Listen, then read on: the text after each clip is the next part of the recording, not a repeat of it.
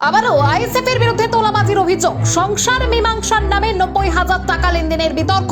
আমি দরকার পড়ে ভাইজানের কাছে আমি ওখানে বিচার দেব, আর আমি কেস লড়বো। আমার মারধর করেছে সেই বিচার ওনারা একবারও করেনি। ভাঙড়ে আবারও আইএসএফ এর কিছু কর্মীর বিরুদ্ধে তোলাবাজির অভিযোগ উঠেছে। স্থানীয় সূত্রের দাবি, স্বামী স্ত্রী পারিবারিক বিবাদের মীমাংসা করতে গিয়ে ছেলের পক্ষের কাছ থেকে 90,000 টাকা নেওয়া হয়। অভিযোগ, সেই টাকার মধ্যে 60,000 টাকা নিজেদের কাছে রেখে বাকি 30,000 টাকা মেয়ের বাবার হাতে তুলে দেওয়া হয়।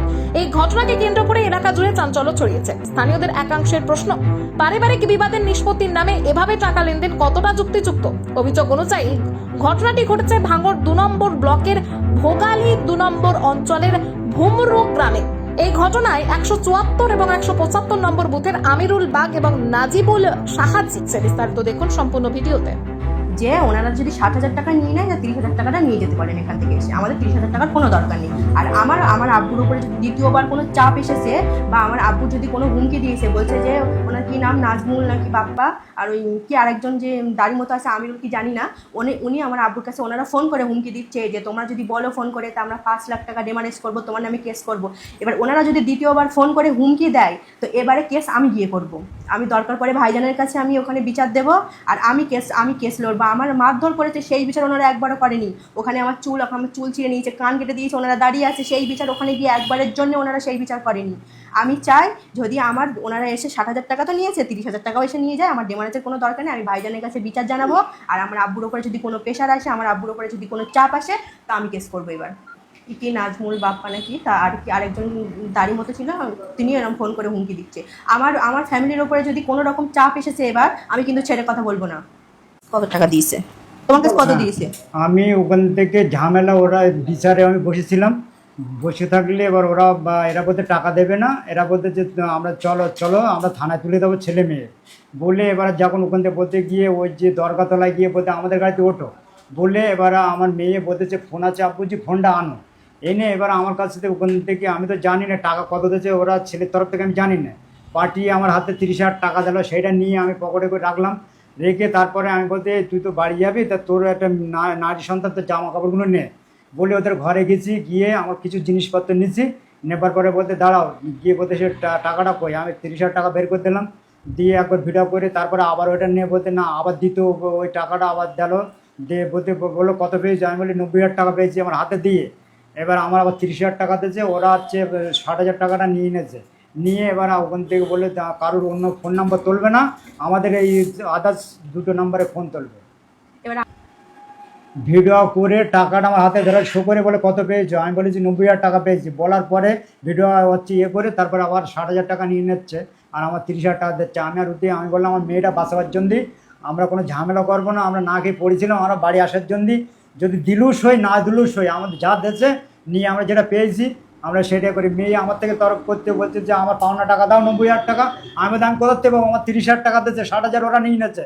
তা আমি কি বিষ খাবো না গলা দড়ি দেবো? আমার মেয়ের সঙ্গে খুব তর্কি হয়েছে। আমি 30,000 টাকা মেয়ের কাছে রয়েছে, যদি বলো তা আমি 30,000 টাকা আসলে ওদের হাতে দিয়ে দেবো। যদি পার্টি 10 জনের সামনে যদি বলে যে, আর যদি বলে যে কোনো কিছু কেতাব নিয়ে কোনো কসম খেতে বা কোনো জায়গায় উঠতে বলে, আমি সেটা বলবো যে আমি 30,000 টাকা পেয়েছি। এবার আমার একটাই দাবি, আমার আব্বুর ওপরে যদি কোনো রকম প্রেশার আসে, যদি কোনো ফোন করে হুমকি দেয়, আমি কিন্তু সোজা কেস করব। আমি কিন্তু একবারের জন্য ভাববো না, ওনাদের নামে কিন্তু কেস করব। ওই কি আমিরুল কি, আমি জানি না ওই নামটা, উনি যে দাড়ি পেন একটা লোক ছিল উনি, আর একটা হলুদ গেঞ্জি পরেছিল ওই কি ওনার নাম বাপ্পা, আর নাজমুল, এই কজনের কিন্তু আমি নামে কেস করবো। আমার আব্বুর কাছে বারবার ফোন করে কিন্তু হুমকি দিচ্ছে। আর মিটিংয়ের সময় যখন ওটা টাকা আলোচনা হচ্ছে, এবার দোকানে 2-3 জন আমার বলছে যে টাকা দিলে সাইডে আমাদেরকে করবে। এবারে সে বলছিল আমি কিছু বলিনি। এবার আমার জীবনে তো আমি ওই জায়গায় কোনোদিন আমি যাইনি। এবারে প্রথম আমার যাবো, আমার যখন বাঁচার জন্য রাত যখন 10টা বাজে, আমরা বাঁচাবার জন্য যদি বলে যে আমরা দিকেন থেকে যদি আমাদের বলে যে ওইভাবে হেঁটে যাও, তাও আমরা হেঁটে যাবো। আমাদের গাড়ি নিয়ে গেলাম। এবার ওদের ওইখান থেকে একটা দুঃখ কি, ওরা যদি বলতে পারে আমরা মিটিং করেছি, তা ওর ছেলের তরফ থেকে এই টাকাটা দিয়েছে, তো তোমরা আমার কিছু দাও তা দাও, আর না দাও তা না তুমি নিয়ে যাও। এটা তো আমার বললো না। তো বিচারে আমি বলেছিলাম যদি নওশাদ সিদ্দিকী কিনে বলে আইসিএফ যত নাম করা, তা আমি এই কথাগুলো তুলতাম। আমার তো এখন মরতে হবে, 5 বছর পর মরতে হবে, আমি সেই কথাটা তুলতাম যতদিন বেঁচে থাকবো। তবে আমার কাছ থেকে ওরা যে হাতে করে এইটা মিথ্যে কথা বলে আমার কাছ থেকে বলে ভিডিও করে যে বলে থানায় দেবো, এটা আমার পছন্দ না।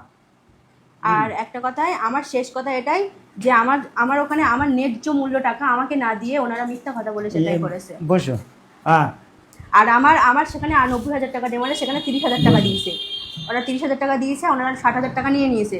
তাহলে আমার ওখানে আমাদের বলিয়ে দিয়েছে, আমার আব্বুর কাছে ভিডিও করেছে যে 90,000 টাকা এই যে আপনাদের মেয়ের খেসাটা তুলে দিচ্ছে হাতে। দেওয়ার পরে ওনারা সেটা 60,000 টাকা আমার আব্বুর কাছে নিয়েছে, আমি সেটা জানতাম না। আমি বাড়ি এসে যখন বলছি তাহলে আমার এই যে ওনারা খেসাটা দিয়েছে সেটা করতাম, আব্বু বলছে আমার কাছে 30,000 টাকা দিয়েছে, আমি কী করবো। তারপরে ওনারা আমার আব্বুর কাছে ফোন করে হুমকি দিচ্ছে, তোমার আমি কেস করবো, 5 লাখ টাকা ডিমান্ডেস করবো। এগুলো কেন বলছে? আমি কেস করবো? আমার মেরেছে, আমার চুল ছিঁড়ে নিয়েছে, আমার কান ছিঁড়ে নিয়েছে, তাহলে সেগুলো নিয়ে আমি থানায় যাই, গিয়ে কেস করি। এবার আমাদের একটাই দাবি, নাই টাকাগুলো ফেরত দিক, নাই টাকাগুলো নিয়ে যাক, এই লাস্ট দাবি।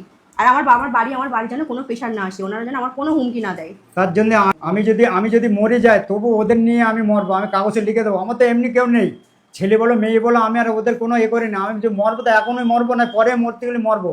আমি ওখান থেকে জিনিসগুলো আমার যে মিথ্যে বদনাম করে যে টাকাটা দিয়ে আমার ভিডিও করে, কেন আমার যদি বলতো যে ভাই আমি এই টাকাটা দাও, আমরা বিচার করেছি, আমরা তো একটা পাপ না আমি দিতাম। আমার কাছে যে 60,000 টাকা এনেছে, 30,000 টাকা দিয়েছে, আমি দেখি আমি মরতে আমি এক কালে মরবো। আমার কাছে আমি ওই জিনিসটা করি না। কেন ওইখান থেকে যখন আমার ভাইরার বাড়ি ওরা গিয়েছিল, তখন ওর বাপ্পার মা বলতেছে যে এরম এখান থেকে টাকাটা পেয়েছো, তাই বলছে না 30,000। মেয়ে আমার কাছে ফোন করে আমাদের 30,000 টাকা পেয়েছে। বলতে কেন?